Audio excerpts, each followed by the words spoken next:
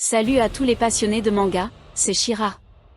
Bienvenue sur Manga Chronique, la chaîne où on décortique vos lectures préférées et les pépites à ne pas louper.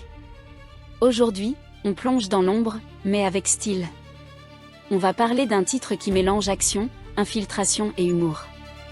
Entre secrets de famille, ninja des temps modernes et double vie, est-ce que Shinobi Undercover vaut vraiment le coup d'œil? Attachez vos ceintures, préparez vos kunai, c'est parti pour la chronique. Alors, de quoi ça parle exactement? Pas de panique, garantie 100% sans spoil, vous pouvez rester tranquille. L'histoire nous plonge dans le quotidien d'un lycée en apparence tout à fait normal. Sauf que parmi les élèves se cachent des ninjas des temps modernes, obligés de dissimuler leur véritable identité.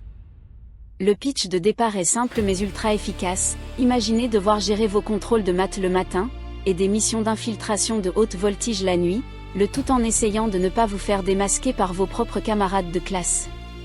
Entre quiproquos hilarants et combats super bien rythmés, le manga pose les bases d'un univers super prenant dès les premiers chapitres. Voyons un peu plus en détail ce qui fait la force de ce premier tome. Alors, qu'est-ce que vaut vraiment ce premier tome manette en main, enfin, livre en main? Ce qui saute aux yeux dès le départ, c'est l'équilibre parfait entre l'humour et l'action. L'auteur réussit à détourner les codes classiques du récit de ninja pour en faire quelque chose de super frais et moderne. Visuellement, c'est très solide. Le découpage des scènes de combat est ultra dynamique, on ressent bien la vitesse et la fluidité des mouvements des shinobi.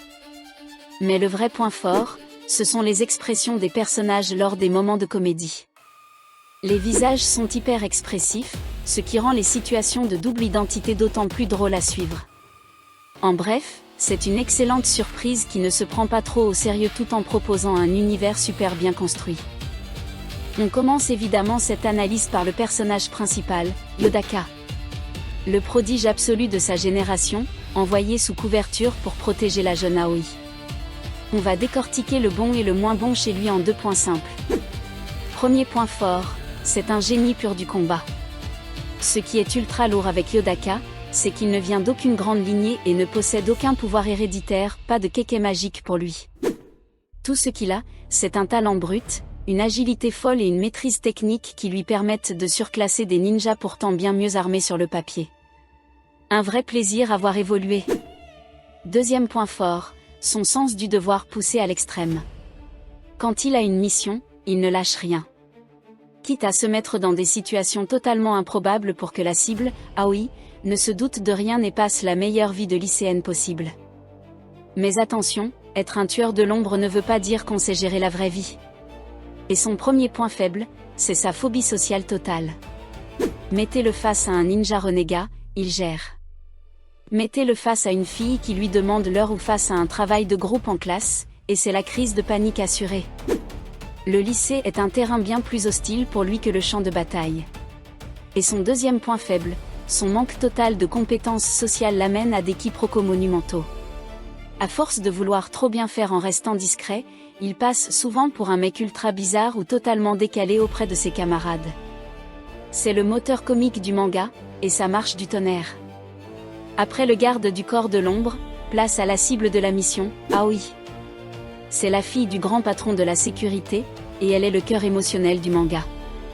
Voyons tout de suite ses forces et ses faiblesses. Premier point fort, sa gentillesse et son empathie naturelle. Aoi est un véritable rayon de soleil.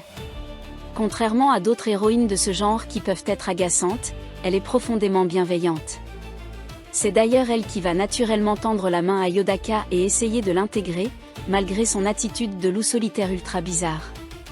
Deuxième point fort, elle a du caractère. Ce n'est pas juste une demoiselle en détresse passive. Elle a ses propres convictions, elle sait ce qu'elle veut et elle n'hésite pas à dire ce qu'elle pense, ce qui apporte un super équilibre face au côté complètement rigide et militaire de Yodaka. Évidemment, la galerie de personnages ne s'arrête pas à ce duo.